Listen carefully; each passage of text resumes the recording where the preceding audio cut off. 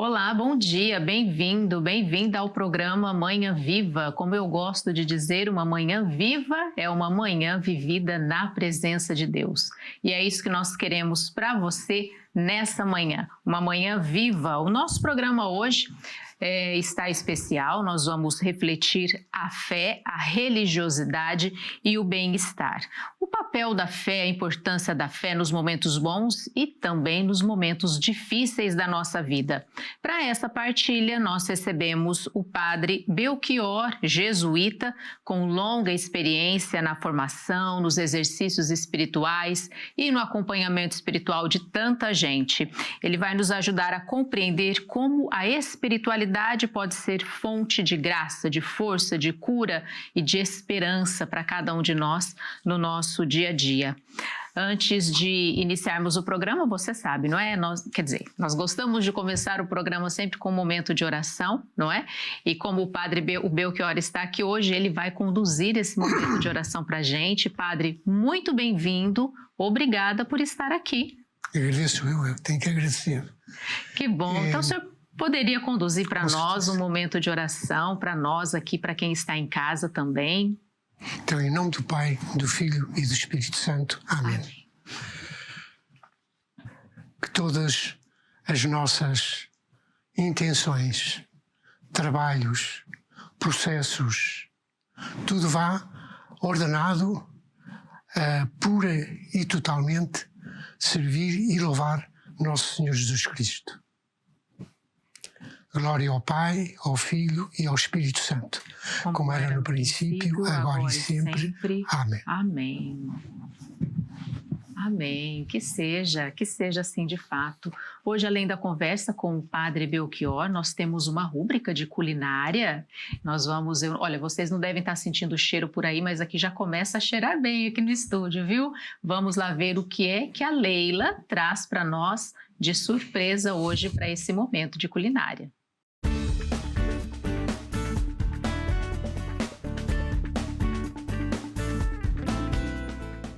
Então vamos para o nosso momento de culinária. Estamos aqui com a Leila Buriti. É a primeira vez que você está aqui conosco, não é, Leila? Sim. Bem-vinda, obrigada por aceitar o convite e que volte sempre com coisas boas assim, gostosas. Vai ser um prazer. A Leila costuma fazer tanto doces como salgados, não é, Sim. Leila? E comidas típicas do Brasil. A regionalidade brasileira. Tá certo. E hoje o que é que você vai fazer pra gente? Eu vou trazer a farofa, porque é tradicional no Brasil, super tradicional. Eu brinco que ela é parente das migas portuguesas. Pronto, já ia perguntar, com que se parece aqui em Portugal? Parece muito com as migas. E eu vou ensinar a base da nossa farofa e daí a criatividade. Você pode adicionar o que você quiser. Boa! Podemos pegar lá na geladeira uma coisinha ou outra que fica Exato. ali e adicionar na farofa. Exatamente. Que fica bom. Fica. Então, quais ingredientes nós usamos para base? Sempre uma gordura, que é a manteiga, banha, azeite. Certo. Eu gosto sempre de usar bacon, chouriça, pode ser porco defumado também, que fica bom. A base sempre é a farinha de mandioca ou farinha de pau, né? Que vocês chamam também em Portugal, em alguns sítios, eu não sei. Eu gosto de colocar açafrão, sal, o cheiro verde, no caso coentro, cebolinha, alho e cebola. Muito bem, então são poucos ingredientes e depois cada um vai variando conforme tem ali na geladeira e conforme o gosto, não é? Exato. E como é que você vai fazer, Leila? Nesse primeiro Passo a momento, passo. nós vamos colocar a manteiga. Primeiro é a manteiga. Pena que vocês aí em casa não vão sentir o cheirinho, viu, gente? Aí, para facilitar a vida da dona de casa, a gente pode botar o bacon junto com a manteiga, que ele vai derretendo, vai fazendo o serviço dele tranquilamente. Não dá muito trabalho e nem é muito demorado, né, Leila? Não. Para fazer uma farofa. É rápido.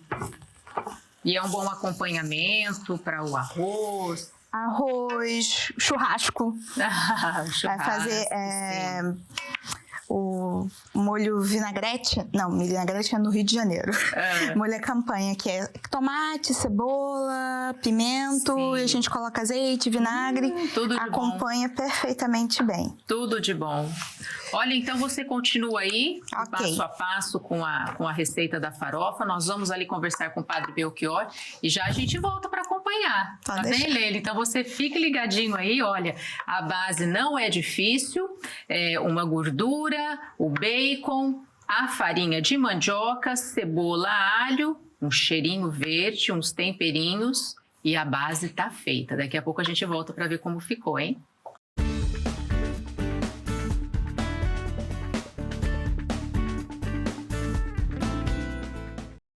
Então vamos aqui começar a nossa conversa com o Padre Belchior. O Padre Belchior é jesuíta e antes mesmo, Padre, de refletir o tema do programa, gostaria que o senhor falasse um pouquinho sobre o trabalho da sua congregação aqui em Portugal. Pois é bem variado, quer dizer, nós não temos assim um trabalho institucional da nossa congregação que seja dedicada só a determinado aspecto pastoral.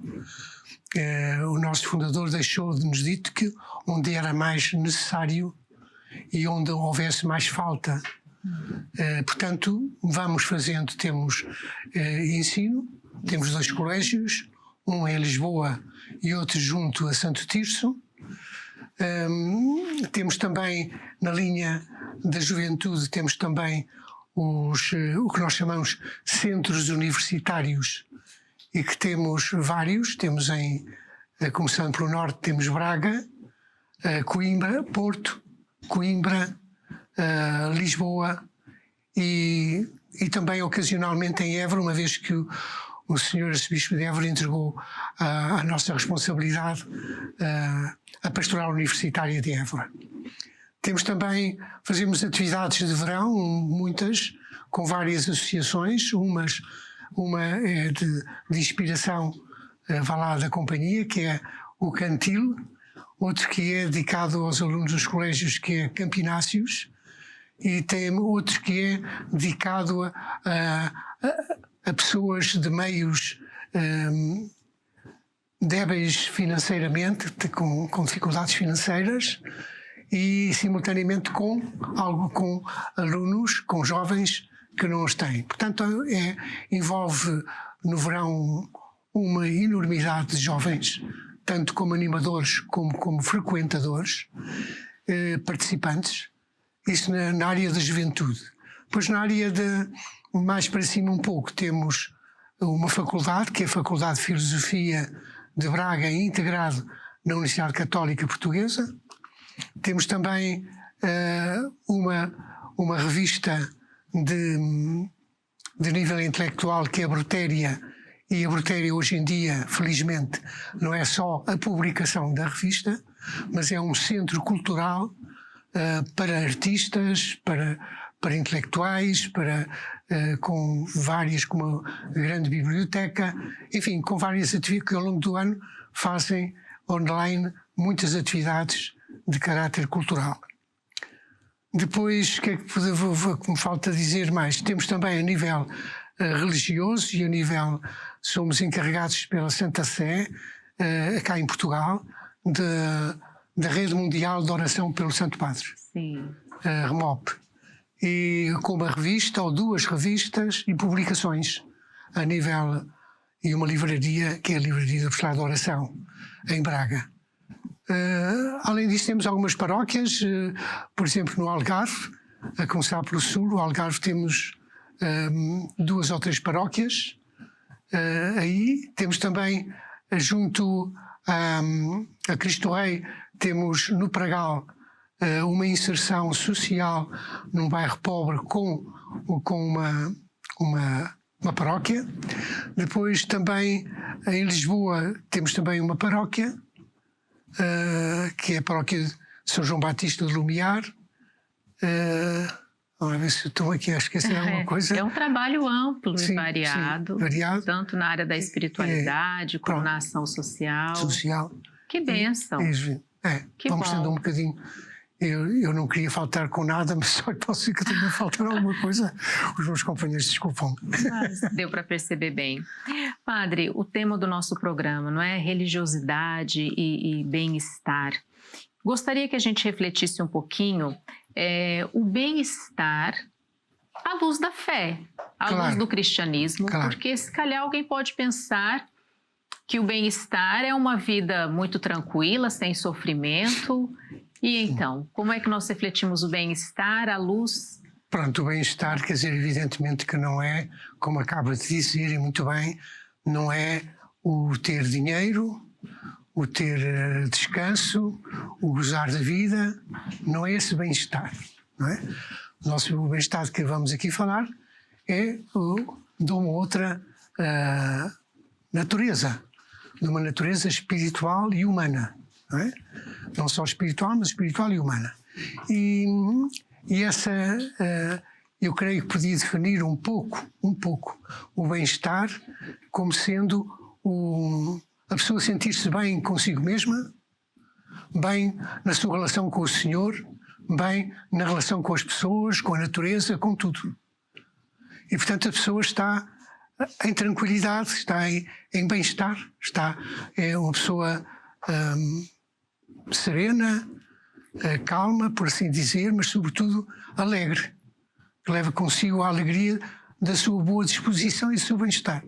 Acho que isto pode. Claro que se nós falarmos com jovens, o que eles dizem é está-se bem, mas o está-se bem não é propriamente aquilo que nos enquadra nesta definição de estar bem a nível cristão, não é? É de facto, e já agora, se me dá licença, eu gostava de iniciar por focar nos aspectos que eu considero que estão na base e que devem estar na base do nosso bem-estar. Vamos lá. E uma primeira coisa é o amor de Deus para connosco. O amor do Senhor para connosco não tem limites. É incondicional. O Senhor não coloca condições para nos amar. O Senhor ama-nos mesmo nas nossas confusões, no meio dos nossos pecados.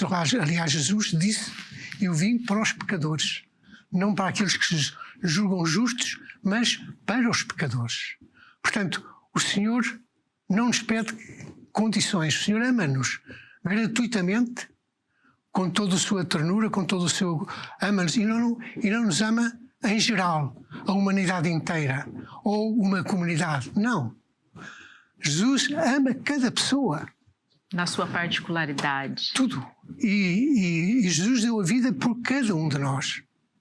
Deu vida por cada um de nós. Havia um padre que já faleceu há bastantes anos e que foi o meu mestre novícios, que tinha uma expressão muito bonita que era: Deus só sabe contar até um, porque todos nós somos únicos para Ele. Portanto, quer dizer, esta realidade de que Deus nos ama totalmente e de que é necessário que nós... Porque a nossa religião não é... Porque às vezes as pessoas confundem. Pensam que a nossa religião é um catálogo da moral, ou que é os aspectos dogmáticos, ou que é outros aspectos da vida. E não é. A nossa religião é uma religião que é uma relação pessoal com Jesus Cristo. Essa é que é a nossa religião. Depois o resto faz falta e é bom que exista, mas é depois, não é antes. Não é? Antes de tudo eu tenho que ser moralmente... Não.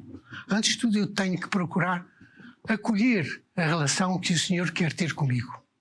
Porque é Ele sempre que tem a iniciativa. E tem-na.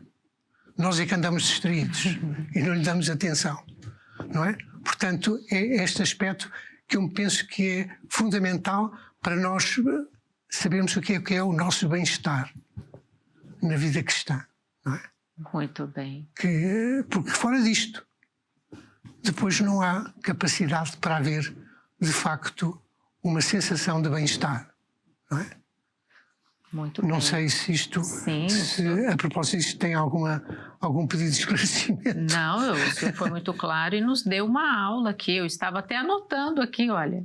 O amor de Deus, a relação com Cristo, não é? Okay. Importante para esse bem-estar. E vamos aqui ao longo desse programa e dessa conversa refletindo um pouco sobre isso, porque quem está nos acompanhando lá certamente ficou pensando, eu quero esse bem-estar, quero esse bem-estar pleno, né?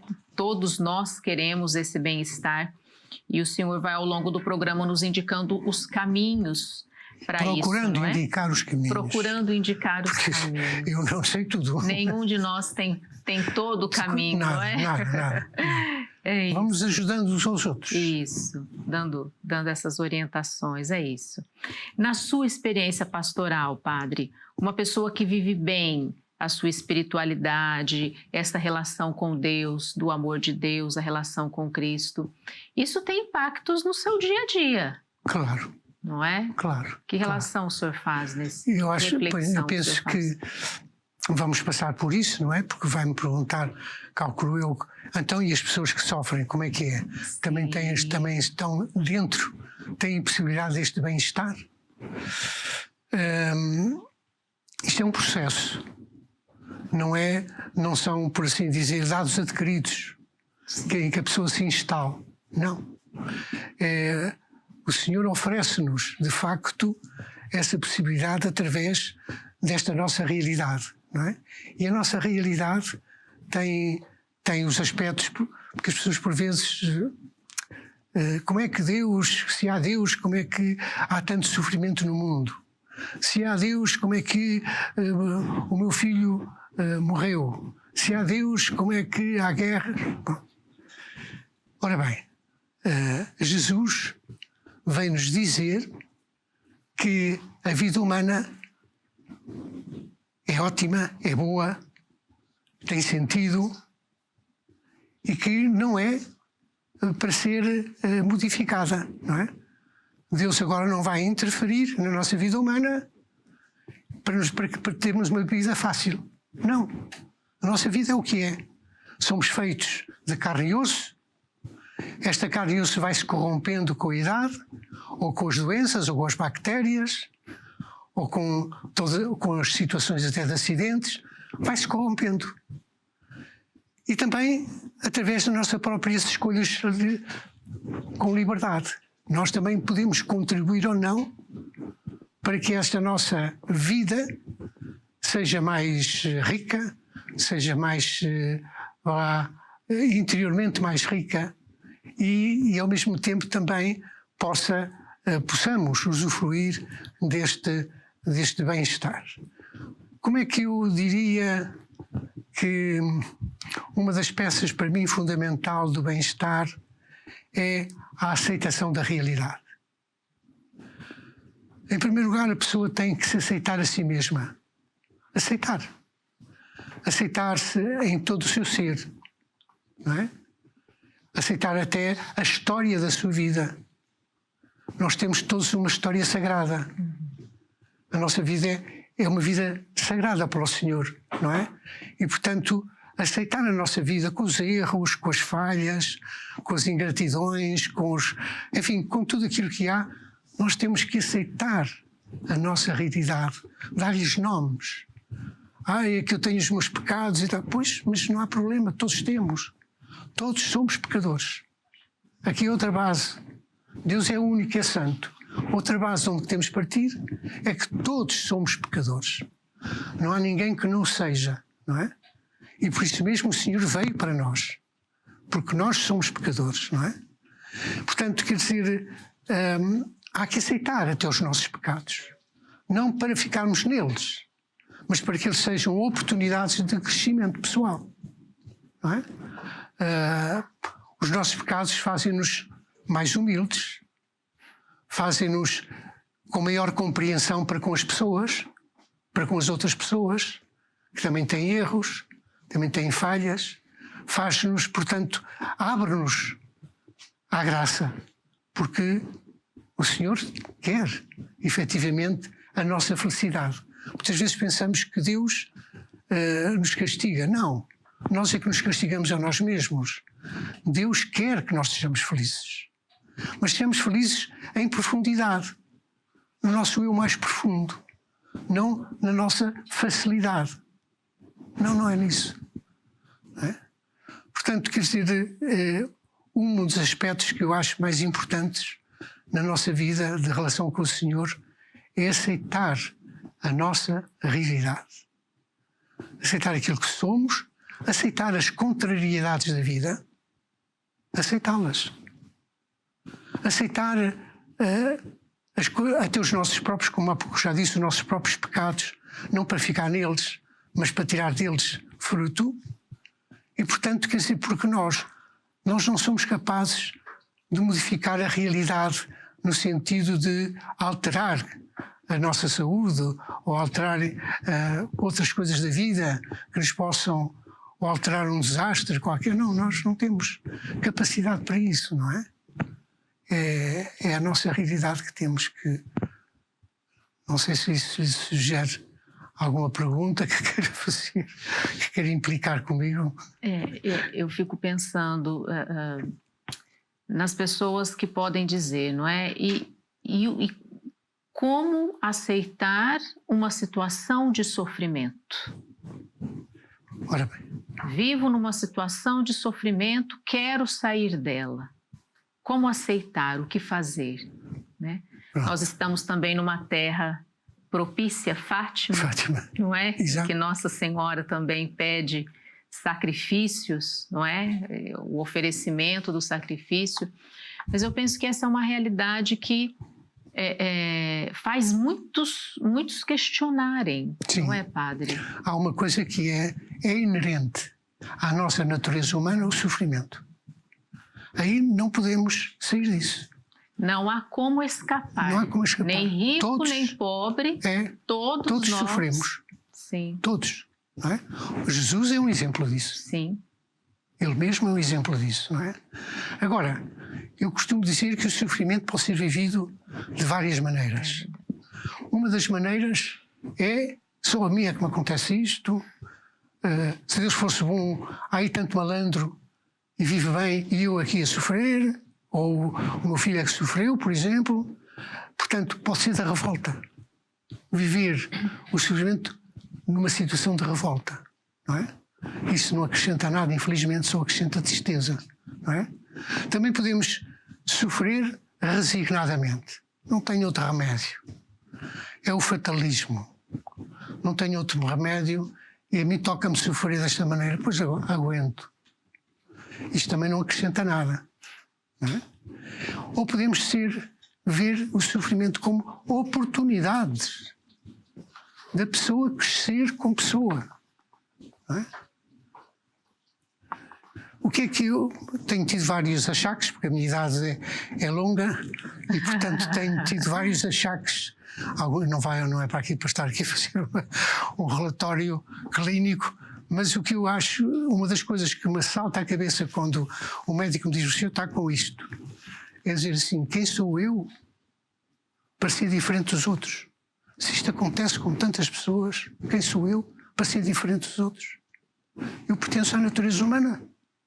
Se os outros sofrem desta e daquela maneira, porque é que eu não hei de sofrer da mesma maneira? Ajuda-me, Senhor, a que eu tire proveito disto. E procurar ver os aspectos positivos e tirar proveito dessa situação. Portanto, o sofrimento, às vezes, por exemplo, a respeito de Jesus, eu acho que Jesus é o nosso modelo e ao qual nós devemos recorrer, não é? E Jesus não nos salva pelo sofrimento. Muitas pessoas estão convencidas que Jesus nos sofre porque sofreu na cruz.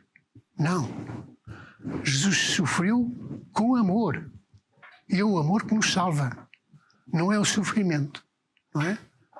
O sofrimento pelo sofrimento não leva a lado nenhum. Agora, o sofrimento por amor leva-nos. E quando o amor é verdadeiro e quando nós conseguimos amar a Deus verdadeiramente e ao nosso próximo também aproximadamente verdadeiramente, somos levados a sair de nós para os outros. Porque o amor é sairmos de nós. Não é? Quando nós estamos voltados sobre o nosso umbigo e todos os nossos interesses, os nossos prazeres, as nossas alegrias, os nossos dinheiros, tudo para nós, isso não é amor. é egoísmo. Agora, o pensar mais no bem-estar dos outros, o pensar bem no que eu posso ajudar outros a crescer ou a serem melhores, ou que eu posso ajudar materialmente, ou que eu posso ajudar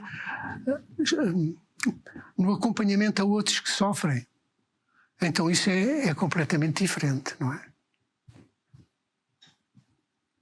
Sim, sim. Olha, nós estamos tendo aqui uma direção espiritual.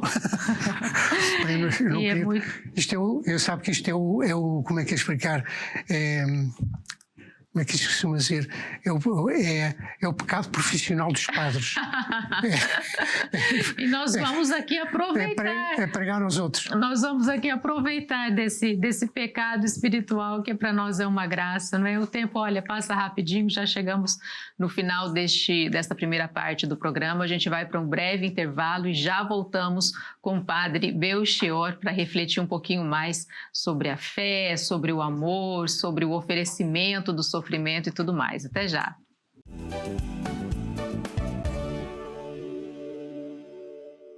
Estamos de volta aqui com a Leila para saber como está essa farofa. Olha, os brasileiros gostam mesmo de farofa, viu, gente? Estava conversando ali com o Padre Belchior e ele estava nos contando que a cozinheira lá da casa religiosa é brasileira e que ela costuma fazer farofa também. Se você não experimentou ainda, vale a pena, viu? Arriscar aqui nesse prato. Como é que estamos aí, Leila? Então, aqui eu já deixei o bacon tostar, né? Sim. Fritar bastante o bacon, a cebola e o alho. Agora é só colocar as coisas. Vim com a farinha. Põe a farinha cuidado, toda, mas ela tem que ficar tipo migas. Aí a gente coloca aqui. E é só adicionar os temperos, que tá tudo praticamente bem. Pronto. Esse aqui é o sal? O sal também a gente adiciona. E ó. É simples. É simples. E o cheiro verde vai por último. Cheiro verde vai por último pra ele não murchar, né? Sim.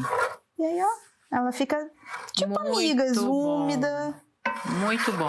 E ali você já tem algumas prontas. Já São temos. Diferentes, Leila? Tem as variações. Me conta. Bacon com chouriço, que eu tinha que homenagear o público português. Claro que sim. Banana com passas, para quem gosta de coisa com agridoce. Eu gosto. E com ovos, que é tradicional, que a gente também, muito comum, bacon e ovos, fazer uma farofa. E se nós quiséssemos fazer, por exemplo, essa com ovos, o momento de jogar o ovo é agora? Não, a gente joga o ovo na hora que tá com a gordura junto com o bacon. Ah, ok. O último sempre vai ser a farinha. Ah, então a farinha sempre vem por último. Mesmo a banana, as passas, Exato. Vem antes. Sempre vem antes, aí ó. Vai tostando ela aqui. Sentiu que ficou mais úmida do que você gostaria, é só continuar na panela até ela secar a farinha. Muito bom. E agora a gente finaliza com... Finaliza com o cheiro verde. O cheirinho tá bom, gente. Daqui a pouco o pessoal que está trabalhando ali em cima vai querer descer para experimentar, saber que cheiro é esse. E ela é... Como para vocês, amigas, acompanha tudo, é um acompanhamento a farofa. Muito bom. Posso experimentar? À vontade. Quero experimentar um pouquinho, então.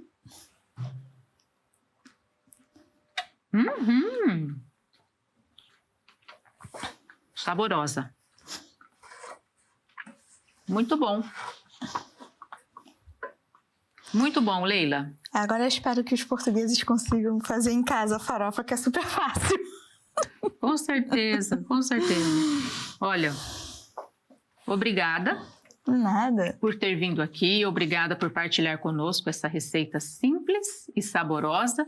Nós esperamos que você volte outras vezes. Obrigada. Obrigada, Leila. Olha, se você então ficou aí com curiosidade de saber esse sabor, vale a pena experimentar, viu? Não é difícil não. A nossa rubrica de culinária fica por aqui e a gente volta para a nossa conversa com o Padre Belchior.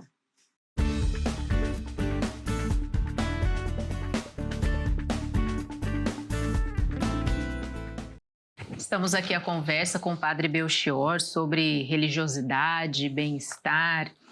E claro que o sentido do sofrimento também entra nessa conversa, né? Então, se você acompanhou aí o primeiro bloco, vamos seguir essa conversa. Se não acompanhou, não tem problema. Dá para pegar o caminho por aqui que tá tudo certo, tá bom?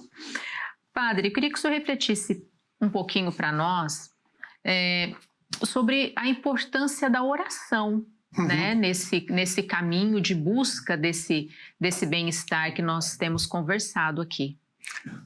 Certo, quer dizer, aliás, a fé, para ser viva e ter vigor, ter o vigor pela graça de Deus, porque é sempre o Senhor que nos dá, tem que ser também acolhida por nós. E este acolhimento passa, evidentemente, pela oração, não é? A oração, quer dizer, é de facto o que mantém, de alguma forma, viva a nossa fé. Deverá ser através da oração, não é? E, portanto, quer dizer, como eu dizia há bocado e repito novamente, tudo isto é um processo, não é? A não ser que o Senhor, por uma graça muito especial, nos dê um choque elétrico. O que não acontece. De graça, que não é o normal. Sim. Ele tem feito isso com alguns santos, por exemplo, lembremos de São Paulo, por exemplo, não é? Em que teve, por assim dizer, uma iluminação forte e uma mudança radical na sua vida. Mas não é o normal. O normal é que seja um processo de altos e baixos. Tinha um companheiro meu que dizia: para Deus não se vai em linha reta, Padre José Carveiro. Para Deus vai-se numa linha de altos e baixos, não é? Mas sempre procurando subir, não é?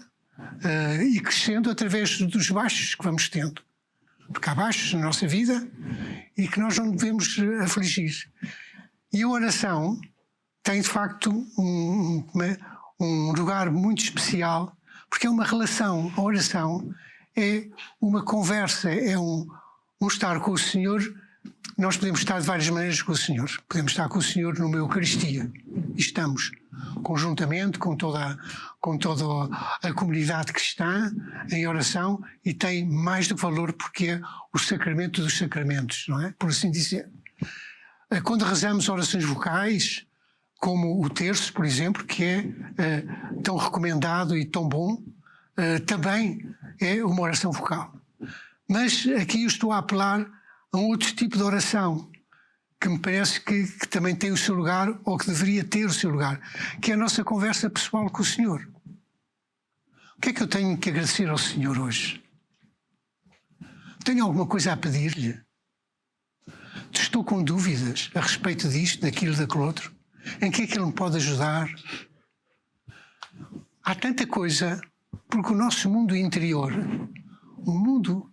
nosso, é um mundo excepcional, de pensamentos, de emoções, de sentimentos, de tanta outra coisa, de desejos. Enfim, há tanta coisa que passa pelo nosso interior e que é muito importante nós consciencializarmos essa nossa vida interior. Porque é uma das falhas que por vezes apontam do nosso tempo, é que não dá atenção à interioridade. E esta dimensão da interioridade faz parte de nós. Não a podemos esquecer, não é? E temos que lhe dar sequência, temos que lhe dar atenção, não é? Portanto, a oração é um pouco, quer dizer, o estar connosco mesmos e o estar com o Senhor, como um amigo fala com outro amigo. Ou um servo com o seu senhor, como diz Santo Inácio, não é? Um servo fala com o seu senhor, ou como um amigo fala com o seu amigo. Numa conversa aberta, simples, de quem se gosta. Eu gosto de estar com Jesus, então eu converso com Ele a respeito das minhas coisas, não é? E vou acolhendo aquilo que Ele vai gerando em mim. O que a sua palavra vai gerando em mim, pois é alimento, de facto, para a minha vida de fé e para a minha vida, para a minha caminhada, não é? Eu não sei se... Sim, com certeza. Portanto, aqui quer dizer, se me pergunta a questão assim concretamente, o que é que aconselharia às pessoas? Eu aconselharia às pessoas, de facto, que diariamente tivessem um pequeno espaço de tempo para falar ao Senhor, para estar com Ele. Sei lá, há pessoas que fazem bastante tempo, mas pronto, se a pessoa conseguir estar um quarto de hora, ao princípio pode aumentar, etc. Mas um quarto de hora de estar com o Senhor, de falar com Ele, etc. Porque isso é fonte. E uma outra prática que eu aconselhava muito é que ou à noite ou na manhã seguinte façam uma revisão, uma avaliação do dia.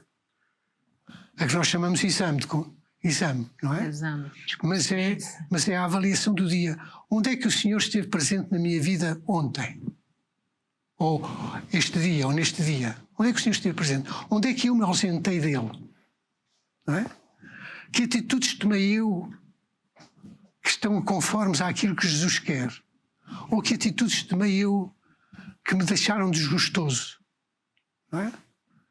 Portanto, isto é um processo e é um trabalho, é uma aventura de relação, de verdadeira relação. Sim. O que é desafiante também, não é? Por vezes, quer dizer, a pessoa chega ao fim do dia e diz com um peso que não sabe o que é. Que está aqui qualquer coisa dentro de mim a pesar-me que eu não sei o que é, não é? Então ter um momento para a pessoa estar consigo mesmo e dizer, espera, foi a resposta daquela pessoa que aquela pessoa me deu que me feriu. Vou perdoar-lhe, vou aceitar, vou perdoar, vou digerir esta situação para readquirir a minha paz, não é? E o que se diz com isto, diz-se com muita outra coisa. Sim, sim. E essa paz, né? Aproveitar esse gancho aqui, que a próxima pergunta já tinha. Essa paz também não significa ausência de conflitos. Claro. Não é? Em meio aos conflitos, há aquela paz que a palavra fala, né? A paz que excede toda a inteligência, Pois. não é? Porque muitas vezes nós somos tentados, ou quem está lá em casa pode pensar assim, mas vocês aí não têm os problemas que eu tenho, não têm as inquietações que eu tenho, com as inquietações que eu tenho não é possível ter essa paz. Uhum. E então o que é que nós podemos dizer? Podemos dizer que é normal que a pessoa, sobretudo num primeiro momento, que a pessoa fique baralhada. Não é? Quer dizer, eu estou a ver uma mãe cujo filho tem notícia que o filho está doente, a mãe, numa primeira coisa, depois fica perturbada, o que é normal, é a nossa natureza. Mas depois, quer dizer, na sua relação com o Senhor, vai readquirindo essa paz, não é? E ela mesmo tem um imenso gosto e sente-se totalmente realizada ao tratar do filho. Não é? Se ela trata do filho com todo o carinho, com toda a dedicação, com todo o amor, ela está a crescer como pessoa e está a sentir-se bem. Está a sentir-se bem porque está a cuidar de algo que é seu, que é a carne da sua carne. Não é? Por exemplo, não é? Portanto, quer dizer, o que eu estou a dizer é um caso. Sim. Mas eu estou convencido que, porque as relações humanas, não há duas iguais, não é?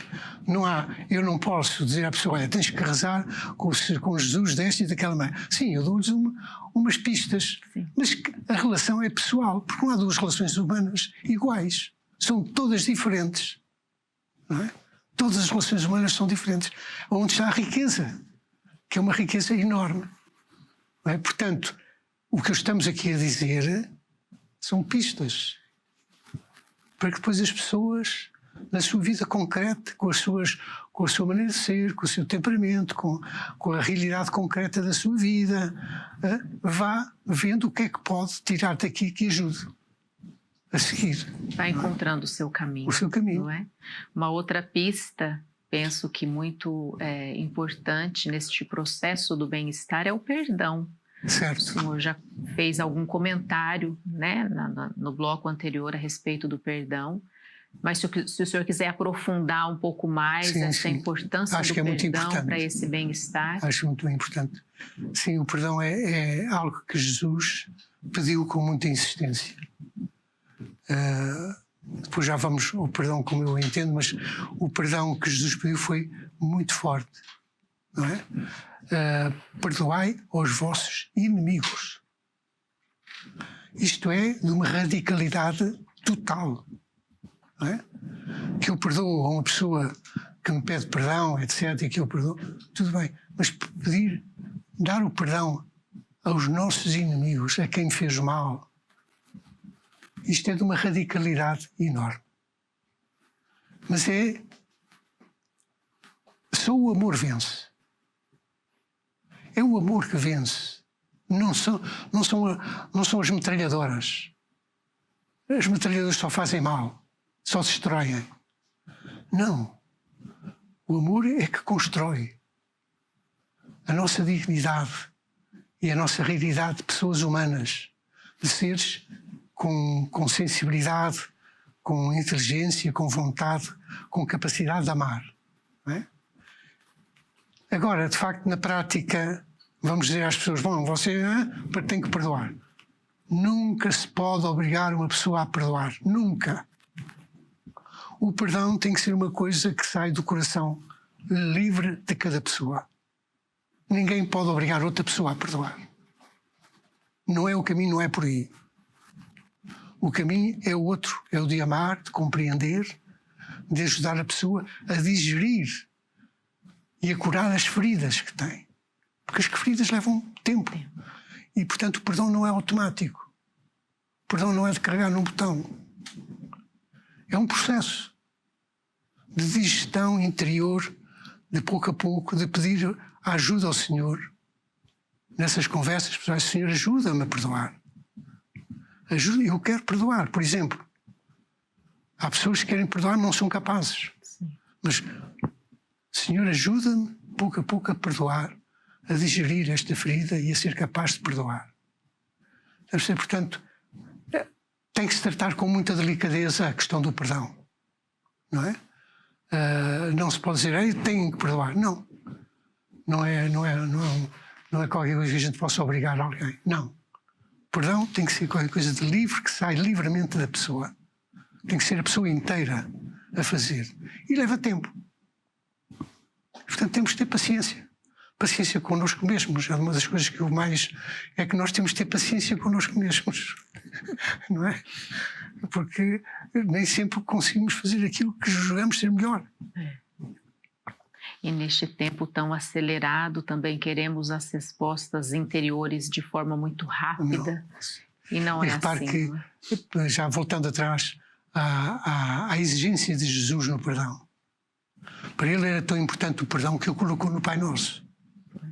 Perdoai as nossas ofensas, assim como nós perdoamos àqueles que nos ofenderam. Comprometedor. Portanto, quer dizer, para ele era qualquer coisa. Porquê? Porque este perdão assim é o cúmulo do amor. É, de facto, o cúmulo do amor. E ele levou isso até final.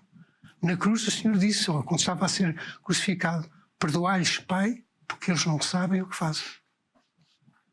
Portanto, quer dizer, é este perdão profundo, não é? De querer bem aos outros, mesmo quando eles fazem mal, nos fazem mal. O padre, interessante, né? Eu estava dizendo aqui para introduzir a pergunta, que as pessoas podem questionar, mas eu sofro, mas eu isso, mas eu aquilo, como é possível? E o senhor mesmo trouxe aqui reflexões, mas se Deus me ama, por que a guerra? Os questionamentos, eles também são muito válidos. Claro. Nesse processo, claro. Não é? Que reflexão o senhor faz a respeito? Eu acho que nós temos que sempre procurar dar a razão da nossa fé. Isso é ver as coisas que têm explicações, tentar dar explicação. Não sermos assim automáticos nem espiritualistas no mau sentido da palavra. Mas é evidente que estas situações não são fáceis e nem todos reagimos da mesma maneira, nem todos temos a mesma sensibilidade, nem todos temos o mesmo temperamento, todos somos diferentes, que é a nossa riqueza, não é? Agora, o amor é-nos comum a todos. O amor é-nos comum a todos. Mais ou menos, mas é comum. Este desejo que nós todos temos de felicidade, porque todas as pessoas, de uma ou de outra maneira, têm o desejo de felicidade, é, de facto, como é que explicar? Uma manifestação deste amor, bem entendido, não é? Quando nós estamos aqui a falar do bem-estar, é de eu estar bem comigo mesmo, de estar bem com os meus irmãos, até, por exemplo, estar bem com a natureza. Está um sol incrível, faz um imenso calor, estamos fora do tempo. Está bem, mas qual é o problema? Obrigado, senhor. Não é assim. Ou chove, agora estou em Braga, não é? E em Braga chove muito, não é? Sobretudo, pronto, agora vamos dizer a época das chuvas. E eu disse, não, pronto, é a realidade. Tenho que amar a realidade desta situação. E não estar em choque com todas as coisas. Eu não posso olhar para aquela pessoa que me irrita. Oh, filho, se modificas, não adiantas nada com isso. Quer dizer, nem para ti, nem para ela, nem para ninguém. Não é? Não é? Quer dizer, pronto, quer dizer, pronto, todos somos diferentes, mas eu acho que este caminho de felicidade pessoal, este caminho de amor aos outros, de amor a Deus, claro, Nosso Senhor, não é? Acolher o amor dele, não somos nós que amamos a Deus. Deus é que nos ama a nós. E nós temos que reconhecer esse amor do Senhor para connosco e tentar, à nossa maneira, na nossa pobreza, responder. Porque não respondemos nada, não é? O amor a Deus e o amor aos outros, não é? Nessa busca do bem-estar, estar a serviço dos outros também, participar de uma comunidade paroquial, pôr-se a serviço social, seja na família, um serviço social que seja possível fazer. Isso também tem sentido nessa busca. Claro. Não é, padre? Eu costumo dizer que uma das coisas que pode ajudar, que a mim me ajuda e que deve ajudar outras pessoas também, é ter prioridades na vida. Ter prioridades. O que é que está em primeiro lugar? Em segundo, em terceiro, etc. E depois organizar a vida de alguma forma dentro dessas prioridades. Quer sejam elas temporais, quer sejam de atitude, não é? Porque há prioridades de atitude que valem mais que este tempo, não é? Portanto, quer dizer, ajuda-nos a ordenar a nossa vida, pôr em ordem a nossa vida e os nossos afetos, não é? Nós pensamos muitas vezes que atuamos segundo aquilo que pensamos. Não. Nós atuamos segundo as nossas afeições. Não é? É o que nos comanda. Isso está estudado. Está estudado que é a afeição que nos move. O afeto que colocamos nas coisas que nos move nas nossas decisões. E isto é muito bom ter isso. Portanto, a propósito da sua questão, que era, agora está-me a esquecer, desculpa lá. De colocar-se a serviço do outro, participar de uma comunidade paroquial. Há tempo, eu queria dizer com isso que devemos ter tempo para tudo, não é? Segundo as nossas responsabilidades, não é? É evidente que depois podemos exagerar, não é? E por isso é que isto tem que ser feito com discernimento. O que é discernir? O Papa Francisco usava muito a palavra discernimento e discernir. O que é que significa? Significa escolher. Quer dizer, antigamente escolhia-se, não é? Constava-se com as peneiras na mão, não é? Com o grão disto ou o grão daquilo ou daquilo outro, e retirava-se o que não era, não é? Para escolher. Isto vem desta prática, discernir. Quer dizer, é desmiuçar para tirar o que é bom, ou escolher o que é bom. E, portanto, às vezes podem aparecer coisas que nos parecem muito boas, mas que não são. Um pai de família, vamos para um caso assim concreto, um pai de família que se entusiasma e que presta serviço na paróquia, por hipótese, não é? Presta serviço na paróquia. E fala muito bem, tem tempo para a sua família, tem tempo para a sua profissão e tem tempo para dar à paróquia. Tudo bem. E ele é tão eficaz e tão bom no serviço que faz, que lhe vem impedir agora para fazer mais isto e aquilo e aquilo outro. Não é? E ele fica todo entusiasmado com a preferência daquilo que lhe fazem, com o gosto de servir, e recebe assim uma consolação, de satisfação, porque estão a considerá-lo. Sim. Não é? E toca de aceitar fazer essas coisas. E começa a não ter tempo à família. O que era bom já passou a ficar ruim. Portanto, Sim. costuma-se dizer que o mau espírito dá consolações também, não é só o bom espírito. O mau espírito dá consolações e faz com que, devagarinho, se passe do bem para o mal. Sim. Porque o mau espírito não apresenta as coisas como más, apresenta-as como boas. Sim. Interessante. Daí a importância de fazermos as coisas com discernimento. Um bom discernimento. Um bom discernimento. Para que umas não estraguem as outras. É verdade. Olha, o tempo passou tão rápido.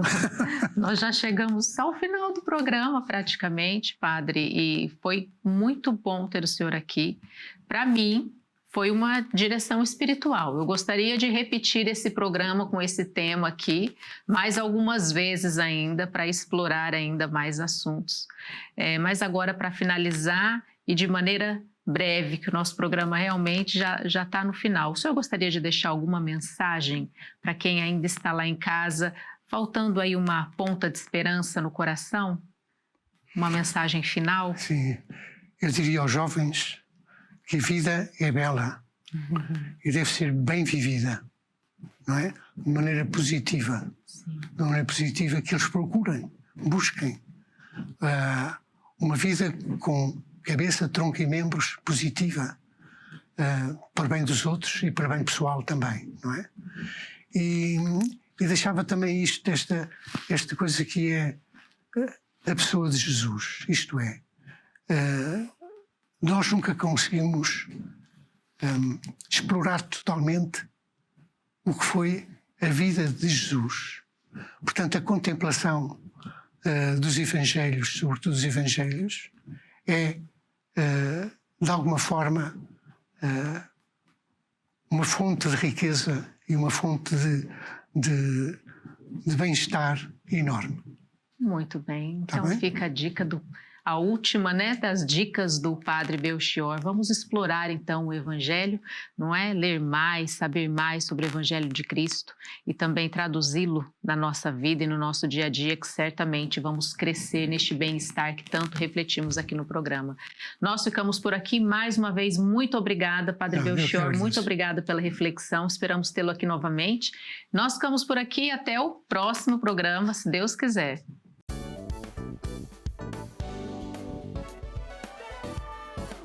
Se gostou deste programa, clique aqui na nossa playlist aqui em baixo para ver outros episódios. Se ainda não subscreveu o nosso canal do YouTube, faça-o já clicando neste botão aqui do lado e será logo o primeiro a saber todas as novidades.